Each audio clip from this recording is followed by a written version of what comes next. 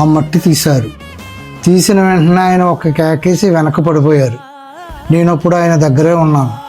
ఉండగా ఈ ఘటన చూసి నేను వెంటనే మా ఇంటికి పరిగెత్తుకెళ్ళిపోయి మా పెద్దవాళ్ళని కేకేసి వాళ్ళకంటే ముందుగా నేనే వచ్చాను. ఇక్కడ నేను వచ్చేటప్పటికి అమ్మవారు ఎర్ర రంగు కలిగి ఉండి ఆ రాడు బయటికి వచ్చింది. ఆ దృశ్యం నేను నా కళ్ళారా చూశాను. అదే సమయంలో పేరు బ్రాహ్మణులు ముగ్గురు ఇలా వెళుతుంటే వాళ్ళని కేకేసి గురువుగారు ఇదేంటో చూడండి అంటే అమ్మవారు విడిచారు, మీరు కొబ్బరికాయలు పట్టరండి అని వారు చెప్పగా ఇంచుమించుగా కొబ్బరికాయలు ఒక 100 కాయలు కొట్టి ఆ విగ్రహం మీద పొయ్యగా ఆ ఎర్ర రంగు కలిగి ఉన్న ఆ విగ్రహం మీద ఈ నీళ్లు పొయ్యగా ఆ రంగు దిగి అమ్మవారు బంగారు విగ్రహం కలిగి సింహవాహనంపై అమ్మవారు దర్శించారు.